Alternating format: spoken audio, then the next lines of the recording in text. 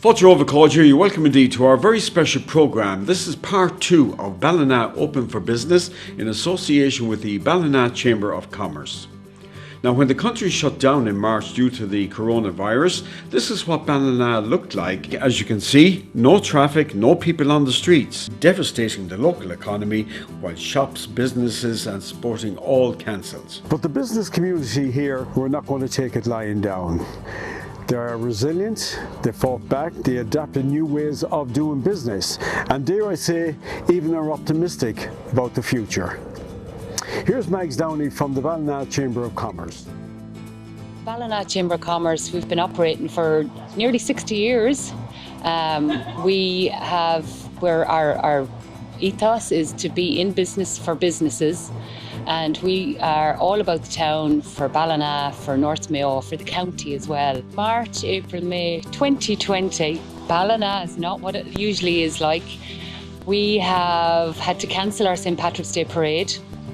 We've had no Easter week's holidays, bank holidays. We've had no bank holidays in May. It's coming into June bank holiday and still Ballina is quiet. Our visitors aren't around. We have no fishermen visiting the famous River Moy.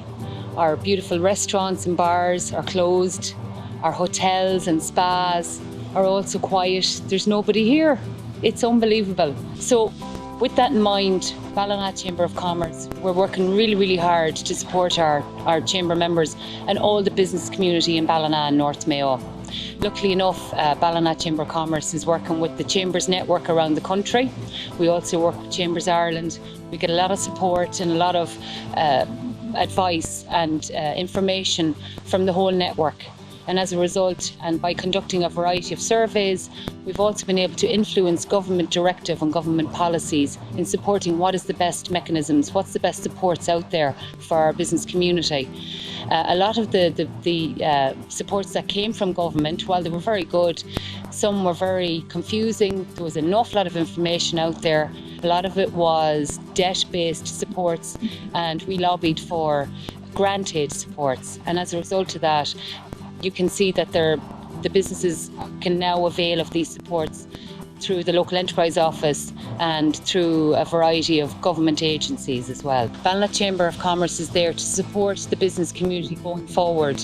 We're going into the next stages of reopening the town, the county and the country, and we are going to be there with the business community all the way with them to offer support on what's the best advice to reopen their premises, how to make their premises safe for their staff and for their customers, and how to give the best experience to those patrons who decide to come and shop in the town of Ballina. We're making sure that our town centre is safe. We've installed a number of hand sanitisers around the town centre, so when people come into town they feel safe, that they know that Ballina is one of the safest towns to shop. We're also working with the Ballina Municipal District Council, Mayo County Council, and we're collaborating with the local authority across the board so that we can all work together to ensure that we have a safe and pleasant environment for when our patrons return to shopping in town and choose to shop local and support local.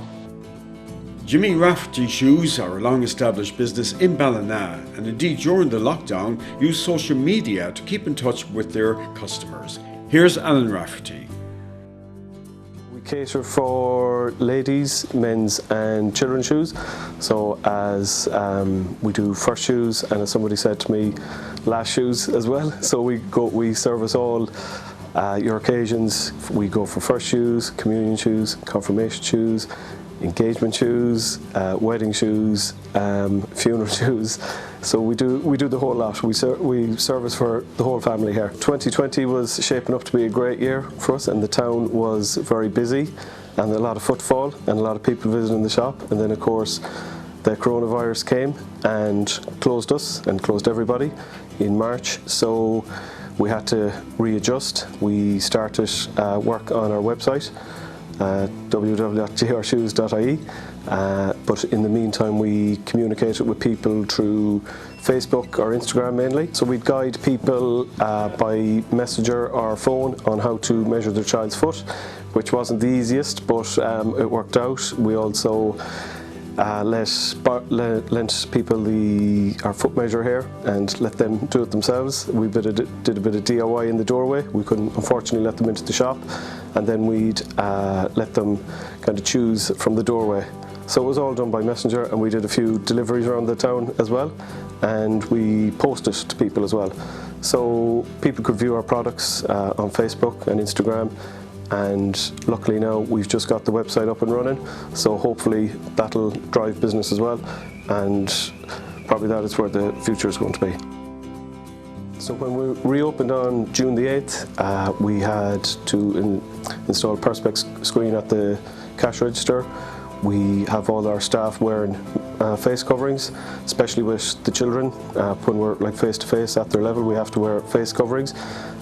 We try to maintain our distance. So if somebody wants to come in, we'll encourage them to come in. We would encourage them to wear a face mask, have their own socks preferably, which doesn't always happen. But so we will maintain our distance. We just want them to select a shoe. We will give them a selection of shoes to try on, and not to spend too long in the shop, but we still encourage browsing, we still encourage trying on. So people can view our products online on our website at the moment, and then if they still want to come in, they can have selected the shoe already and then try it on and make their selection from that.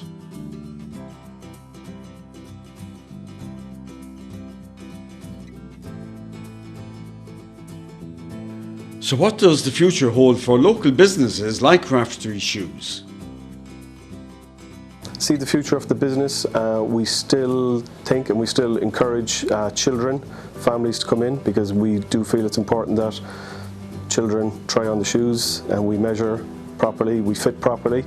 As regards for adults, we see a big switch to online, because we think that's the future. People we don't know, will people still be comfortable coming into shops, coming into towns? So we will hopefully, people will still come in, but we see the future moving a lot to online in the future. I still think there's a future for traditional shops. We like the hands-on approach, we like the personal touch. I think people still appreciate that. People like to physically try on the product. We think people still like to have a chat. And just as I said, the personal touch I think people still appreciate. Ballina is a very popular holiday destination, and tourism is vital for the local economy. I met up with Anne-Marie Flynn, manager of Mayo North Tourism. I first asked her, how has COVID-19 affected tourism in the region? I think it's pretty much killed it dead at this point in time, Henry. It really has brought everything to a standstill. Obviously, with the fact that nobody can really move around, we're very limited. So at the moment, the only tourism we have is local tourism, and people getting out and about and exploring their own areas. So that's really where we're at for now.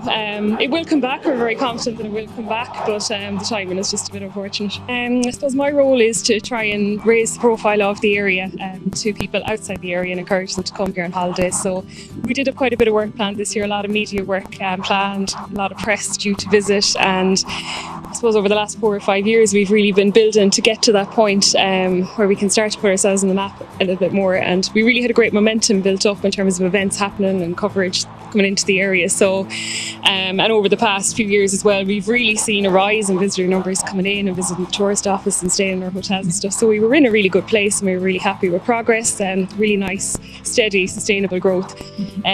That has obviously paused at the moment, but the way we would see it really is that it's a temporary pause. There is an opportunity for us later in the year, hopefully, and hopefully once COVID passes over, things will get back to where they were and we can just pick up where we left off. We're really well placed if anyone wants to come here and visit later in the year when we can travel again. I mean, it's just the perfect spot to get away from people and to have your own space and still have lots of amazing scenery to explore, and lots of businesses willing to welcome you as well. So I think we're really well placed to hopefully give people an alternative or a new option for somewhere to come and explore. There seems to be a really strong appetite out there for domestic breaks for people exploring Ireland, and I think it's partly because people are just a little bit wary about flying, but also because they're eager to support their own and to support the Irish economy as well. So I think there's a great opportunity for us if we can get ourselves out there and capitalise on that.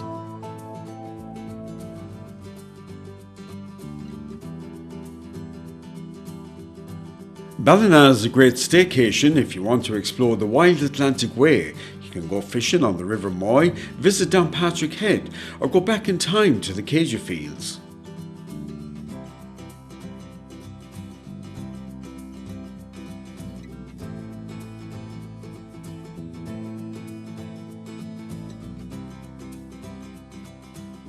So from a personal point of view, it's just been so bizarre, really, really strange. You're going from a role that's really hands-on, you're out and about all the time, you're at events, you're meeting people, you're working with people, sitting in a room with people, to having all of that taken away. So it's been quite hard to adjust to it in one way, but in another way it's given us a little bit of time to step back and start planning and do the things that might have been left on the long finger for a while. But we have adapted. We are working with smaller businesses. We're doing things like helping them to improve their social media and their websites and stuff like that, just putting information out there about funding that's available, and bringing them together on new initiatives, like things like developing new content and stuff like that. So we've been video conferencing and phone calling and all the rest of it. But it's not the same, but at least it gives us a means of doing it. But I have to say, I do miss everyone. I miss everyone in the industry. I miss being out and about as much. So looking forward to some kind of normality.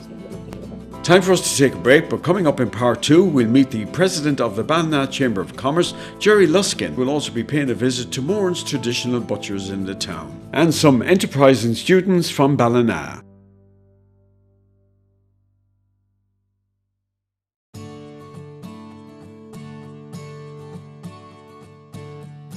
When the town closed down during COVID-19, one business remained open and was quite busy. When the coronavirus first hit, we had to reevaluate what we were doing. We'd have to, first of all, keep all our customers safe and keep our staff safe. We'd have done everything we could to ensure we could continue trading during the crisis. And what we did initially was we split our team in two. So we had staff working a few days a week and other staff working a few days a week. So we made sure that staff stayed in two separate groups. The way the crisis affected the meat trade is we had greatly increased demand because everybody was cooking at home. So a lot of people got to experience coming into the butcher shop, possibly for the first time. And I think people got the benefit of having family meals at home that they may have missed in times gone by, things we'd have taken for granted one time. With the way contemporary living was, a lot of families didn't have the opportunity to have meals at home together. And that was one of the advantages I think my customers enjoyed for the few weeks. After a few weeks, after maybe 4 or 5 weeks, we realised this threat of the virus spreading wasn't going to go away. So we had to bring the two teams together and work on a continuing basis, and it's going quite well for us. I hope Ballina, like other towns throughout the country, would have the opportunity to retain their young people locally, and young people may work remotely, work online while living at home rather than having to go to Dublin or London or elsewhere to work, and that might be a benefit to us all. I also hope that we continue to enjoy family meals at home, and we'll do it to our utmost to supply the quality meats for those occasions. Jerry Luskin runs the award-winning Luskin's Bistro in the town, but he adapted very quickly and came up with the idea of a takeaway service. March came around the corner. We'd gone through January and February, which was always lean enough months for restaurants, bar the weekends. We're lucky enough here in Ballina that your weekends are pretty good. So you're kind of getting yourself geared up for the summer, really. Paddy's Day was always a marker there to say, well, from then on, you should be picking up. You should see the odd stranger coming in the archway there looking around, being lost. Like January and February, it's all locals to see. So basically you start seeing the tourists starting to come in. So you're getting yourself ready, really, you know what I mean? You're getting ready yourself for Paddy's weekend. You had Mother's Day coming up, which is a huge day. Easter around the corner, so that really kicked off your season. You started increasing your staff, you started taking on the extra one at weekends, the extra girl or somebody in the kitchen, and you were getting geared up for the summer. So I suppose when the lockdown came in the 15th, it was, you know, it was like, well, I suppose everybody else is closed, we have to close. Nobody knew how long it was going to go on. Like, we were hoping that, we'll do it for a month and hopefully we'll have this sorted. Never thought to today that we'll still be closed. Like, we're 10 weeks in now, Henry, and we're still closed. Now, lately there we just said to ourselves that, we're going to start doing takeaways. So we started improvising. We looked at our menus and said, right, what are the famous five, as we call them? You know, the famous five. What are the most popular dishes to use? And we did that, and we put it out there and put in a system for collection, you know, that people come here, they don't all come together, obviously. When you're in the restaurant and the plate hopefully goes out to you saying, whoa, you know, you can't do that in a box. You try your best, but like, at the end of the day, you have to put a lid on it, and it's convenient enough for them to take it away. But look, don't get me wrong, it's surviving for us, it's working great. What do I see? Is there a future for takeaway? Definitely there is. You know, for us here, like with the new regulations now, please God, in the 28th of June, when we get into phase 3, we'll be allowed to open our restaurant. Now at the moment we have 11 tables to 12 tables. We're looking at it there with the 2-metre distancing. We probably get 5, maybe 6, you know. But that 6 tables could be 2 people on each table. They're tables of 4. Now if everybody came with a table of 4, we'd be able to survive. But if the only comes in 2s and a person eats for half an hour, it's going to be, you know, the break-even cost, as they say, will be put under pressure. As well as a very successful businessman in town, Jerry is also president of the Ballina Chamber of Commerce. I'm the president of the Chamber of Commerce in Ballina. This is my first year. I suppose it'll be one to remember, the COVID year.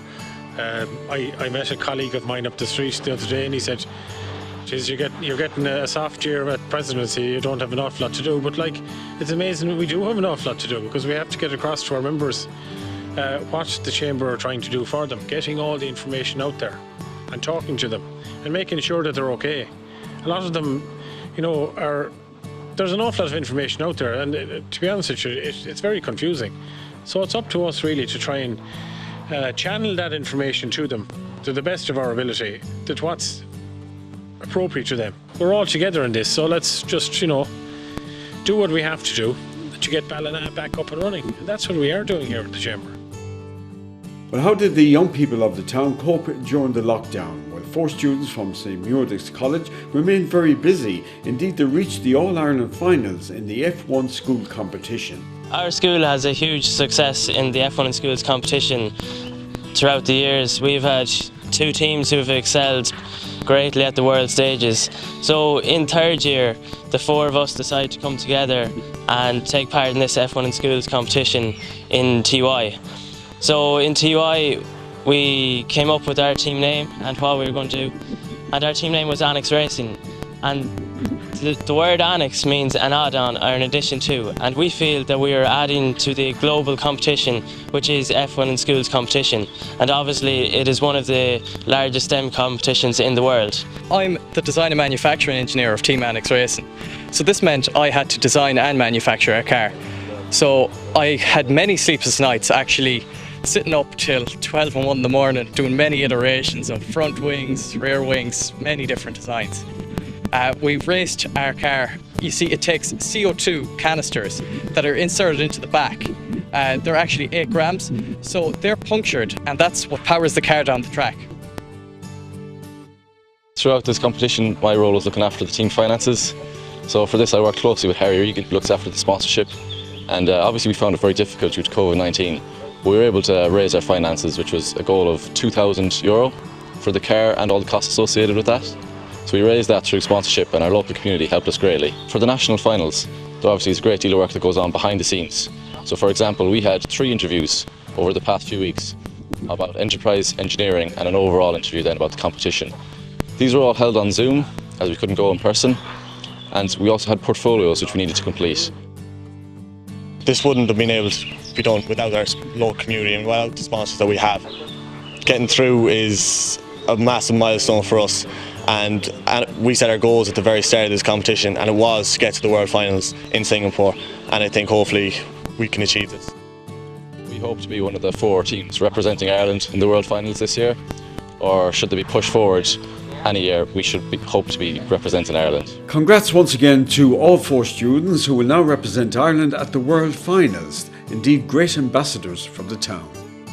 Minister, congratulations on your new appointment. Very important portfolio for not just Mayo, but indeed the west of Ireland.